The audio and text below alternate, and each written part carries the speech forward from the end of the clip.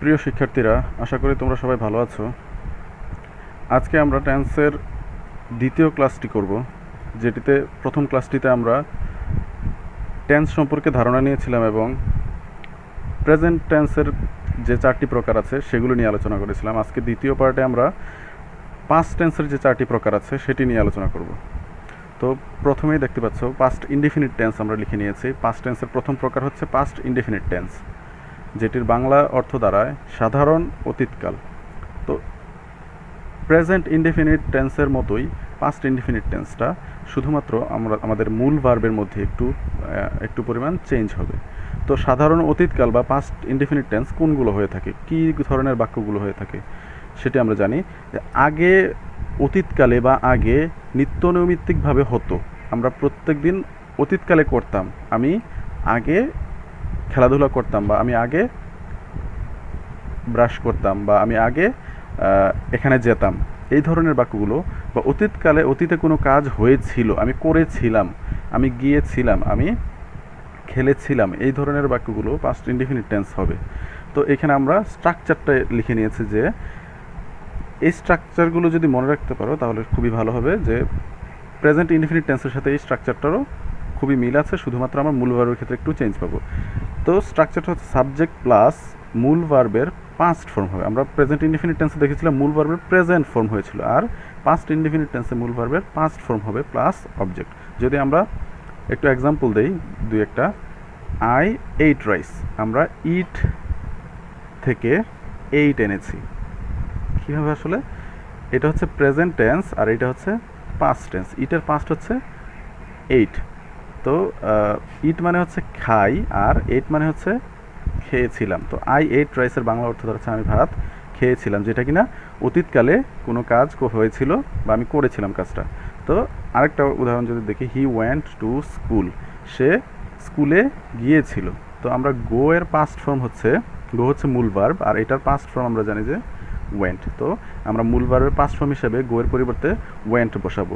Subject হি, আর মূল verb হচ্ছে, মূল ভার্বের পাস্ট ফর্ম হচ্ছে ওয়েন্ট, এবং অবজেক্ট হচ্ছে আমাদের টু স্কুল। তো এরকমভাবে আমরা আরও উদাহরণ দিতে পারি। কীরকম? কামাল, কামাল হচ্ছে আমাদের সাবজেক্ট। এখন আমরা ভার্ব বসাবো। ভার্ব কি? মূল ভার্ব ধরলাম প্লে, প্লে এর জায়গায় আমরা পাস্ট ফর্ম, মূল ভার্বের প্লে এর পাস্ট ফর্ম প্লেড দিব। Kamal played football yesterday. Kamal football হচ্ছে অবজেক্ট আমাদের, আর ইয়েস্টারডে গতকালকে, অতীতকালের কথা নির্দেশ করছে, তাই আমরা ইয়েস্টারডে বসালাম। Kamal played football yesterday, Kamal গতকাল ফুটবল খেলেছিল। তো এই হচ্ছে পাস্ট ইনডিফিনিট টেন্সের স্ট্রাকচার এবং কাকে বলে সাথে উদাহরণ। তো আমরা পরের যে পার্টটা আছে সেটিতে চলে যাই। সেটি হচ্ছে যে পাস্ট কন্টিনিউয়াস টেন্স। একইভাবে প্রেজেন্ট কন্টিনিউয়াস টেন্স ছিল আমাদের, পাস্ট টেন্সের ক্ষেত্রেও পাস্ট কন্টিনিউয়াস টেন্স। তো এটাও প্রেজেন্ট কন্টিনিউয়াস টেন্সের সাথে খুবই ওতপ্রোতভাবে মিলিত, শুধুমাত্র হালকা হালকা একটু চেঞ্জ হয়।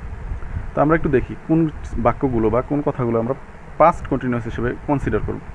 পাস্ট কন্টিনিউয়াস মানে হচ্ছে ঘটমান অতীত, অতীতকালে কোনো কাজ হচ্ছিল বা করছিল, এরকম বাক্যগুলো ঘটমান অতীত হিসাবে বা চলমান অতীত হিসাবে, অতীতকালে কোনো কাজ চলছিল, এরকম বোঝালে সেই বাক্যগুলো হচ্ছে আমাদের পাস্ট কন্টিনিউয়াস টেন্স হিসেবে ধরা হবে। তো স্ট্রাকচারটা আমরা দেখি একটু। সাবজেক্ট প্লাস আমরা অক্সিলারি ভার্বে ওয়াজ ওয়ার বসাবো। আমরা প্রেজেন্ট কন্টিনিউয়াস টেন্সে এম ইজ আর বসিয়েছিলাম।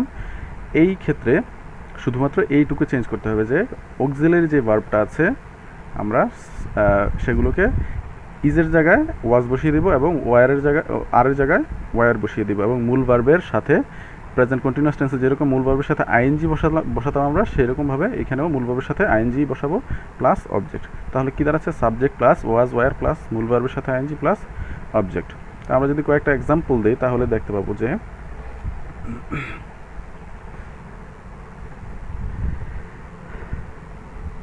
করিম, করিম আমাদের সাবজেক্ট বসিয়ে ফেললাম।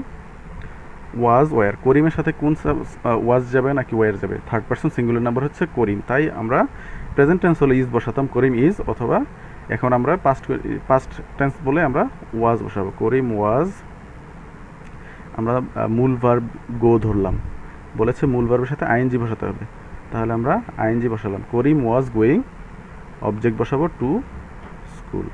এইভাবে স্ট্রাকচার দেখে দেখে সেন্টেন্সটা সহজে তৈরি করা যায়। যে সাবজেক্ট হচ্ছে করিম, ওয়াজ ওয়ার অক্সিলারি ভার্ব থেকে আমরা ওয়াজ নিলাম কারণ করিম হচ্ছে থার্ড পারসন সিঙ্গুলার নাম্বার, আবার মূল ভার্বের সাথে আইএনজি যুক্ত করে গোয়িং দিলাম, আর অবজেক্ট হচ্ছে আমাদের to school. Karim was going to school, Karim স্কুলে যাচ্ছিল, সে একটা চলমান কাজ করছিল। একইভাবে আমরা যদি আরও এক্সাম্পল দেই, I was reading a book, আমি একটা বই পড়ছিলাম। তো সাবজেক্ট হচ্ছে আই, ওয়াজ হচ্ছে আমাদের অক্সিলারি ভার্ব, আর মূল ভার্ব হচ্ছে আমাদের রিড, রিডের সাথে আইএনজি যুক্ত করেছি আমরা, রিডিং হয়ে গেছে, এবং এ বুক হচ্ছে আমাদের অবজেক্ট, আমি একটি বই পড়ছিলাম। তো এটা পাস্ট কন্টিনিউয়াস টেন্সের উদাহরণ।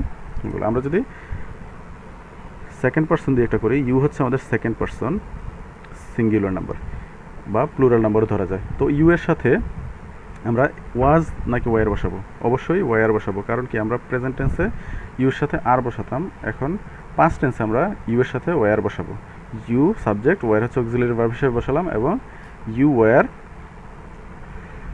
ডান্স হচ্ছে আমাদের মূল ভার্ব, তার সাথে ডান্স অর্থ হচ্ছে নাচ করা, নাচের সাথে আমরা আইএনজি যুক্ত করলাম, ডান্সিং ভেরি ওয়েল, তুমি খুব ভালো নাচছিলে। তো মূল ভার্বের সাথে আইএনজি বসালাম, অক্সিলারি ভার্ব বসালাম এবং সাবজেক্ট বসালাম, হয়ে গেল পাস্ট কন্টিনিউয়াস টেন্সের সেন্টেন্স। তো আমরা এই স্ট্রাকচার দেখে দেখেই প্রথমে বুঝতে হবে যে টেন্সটা আসলে কী কোন বাক্যগুলো কোন কথাগুলোকে আমরা ওই টেন্সে রূপান্তরিত করবো, এবং যে স্ট্রাকচার আছে সেই স্ট্রাকচার দেখে দেখে আমরা অটোমেটিক্যালি সেন্টেন্স তৈরি করতে পারি। তারপরের যে টপিকটা, যে প্রকারটা পাস্ট টেন্সের, সেটি হচ্ছে past perfect tense. Past perfect tense কোনগুলো হয়? অতীতকালে দুটি কাজ সম্পন্ন হয়েছিল বোঝালে অতীতকালে দুইটা কাজ একসাথে সম্পন্ন হয়েছিল, ঠিক আছে? তাদের মধ্যে যে কাজটি আগে ঘটেছিল তা আমরা পাস্ট পারফেক্ট টেন্স করব, এবং যে কাজটি পরে হয়েছিল তা পাস্ট ইনডেফিনিট টেন্সে করব। অতীতকালে কোনো কাজ হয়ে গিয়েছিল, এরকম দুইটি কাজ একসাথে থাকবে, যে ডাক্তার আসার আগে রোগীটি মারা গেল। তো এখানে কয়টা কাজ হয়েছে? ডাক্তার আসার একটা কাজ হয়েছে এবং রোগীটি মারা যাওয়ার একটা কাজ হয়েছে।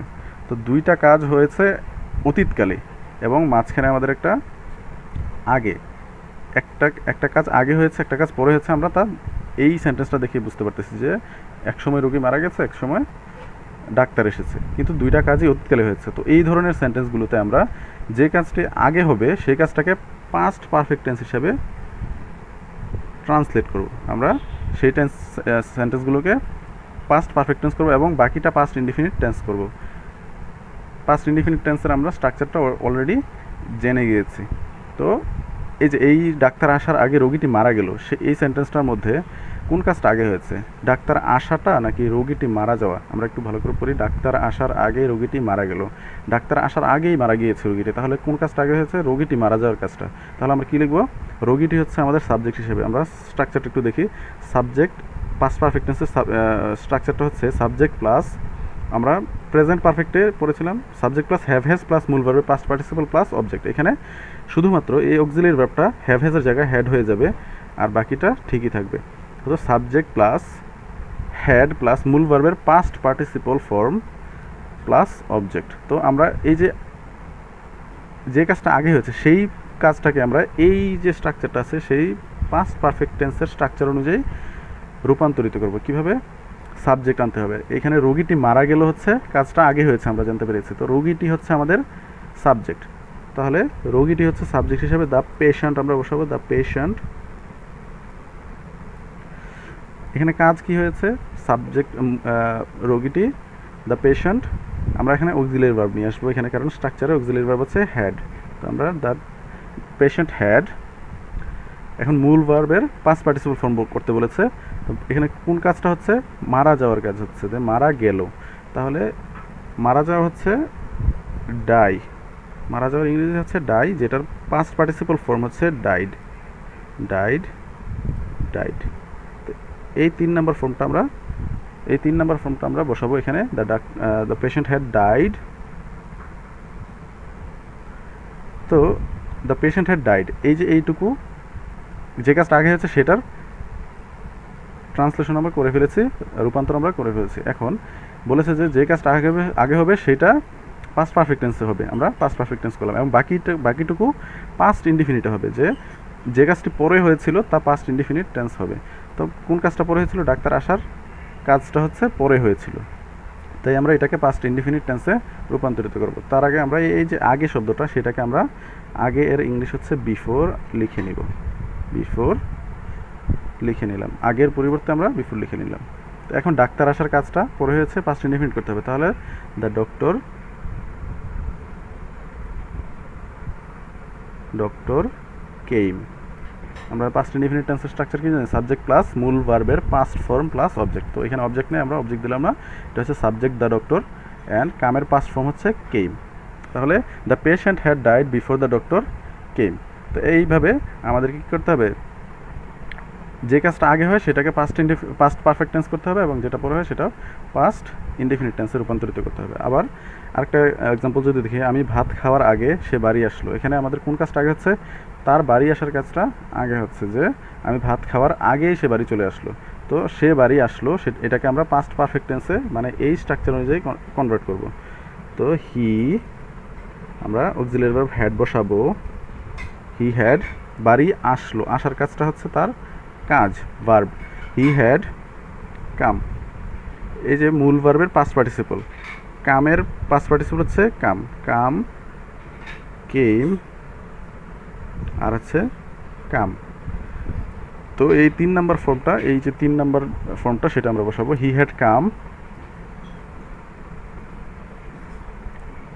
কাম হোম, এই যে আগের পরিবর্তে আমরা বিফোর বসাবো। বিফোর, আমি ভাত খাওয়ার আগে, তাহলে ভাত খাওয়াটা হচ্ছে পাস্ট ইনডিফিনিটে লিখতে হবে, যে বিফোর আই এইট রাইস। তো আমি I ate rice, subject plus মূল ভার্বের past form plus object, past indefinite টেন্সের সেন্টেন্স। তো এইভাবে আমাদের এই সেন্টেন্সগুলো পাস্ট পারফেক্ট টেন্সের দুইটা কাজ হবে, সেটাকে প্রথম যে কাজটা আগে হবে সেই কাজটাকে আমাদের অবশ্যই পাস্ট পারফেক্ট করতে হবে, আর বাকিটুকু যেটা থাকবে সেটাকে আমরা পাস্ট ইনডিফিনিট টেন্সে রূপান্তর করব। তারপরে যদি আমরা পরের প্রকারে যাই, তাহলে পরের প্রকারে দেখতে পাবো যে পাস্ট পারফেক্ট কন্টিনিউয়াস টেন্স আছে। তো পাস্ট পারফেক্ট কন্টিনিউয়াস টেন্সও প্রেজেন্ট পারফেক্ট কন্টিনিউয়াস টেন্সের মতো একই রকম, যে কোনো কাজ অতীতকালে নির্দিষ্ট সময় থেকে বা নির্দিষ্ট সময় ধরে চলছিল, এই ধরনের যদি সেন্টেন্সে কোনো বাক্যে বোঝানো হয়, তাহলে আমাদের পাস্ট পারফেক্ট কন্টিনিউয়াস টেন্সে রূপান্তর করতে হবে। একটি কাজ অতীতকালে কোনো নির্দিষ্ট সময় থেকে বা নির্দিষ্ট সময় ধরে চলছিল, সেটাকে এই যে দুইটা থেকে এবং ধরে, ডিউরেশন অফ টাইম হচ্ছে ধরে, আর সময়ের ব্যক্তি বা ডিউরেশন অফ টাইম যদি থাকে তাহলে ধরে নিতে হবে। এতক্ষণ ধরে কাজ করছে, এতক্ষণ থেকে কাজ করছে, এই ধরনের সেন্টেন্স থাকবে। যেমন উদাহরণ যদি আমরা দেখি, আমি 2 ঘন্টা ধরে বই পড়ছিলাম, এই ধরনের বাক্যগুলো আমাদেরকে পাস্ট পারফেক্ট কন্টিনিউয়াস টেন্স হিসেবে ধরতে হবে। এবং আমরা যে স্ট্রাকচারটা আছে সেটা দেখি, প্রেজেন্ট পারফেক্ট কন্টিনিউয়াস টেন্সের মতো স্ট্রাকচারটা, শুধু অক্সিলারি ভার্বটা হ্যাভ বিন ছিল, আর এখানে হ্যাড বিন হয়ে যাবে।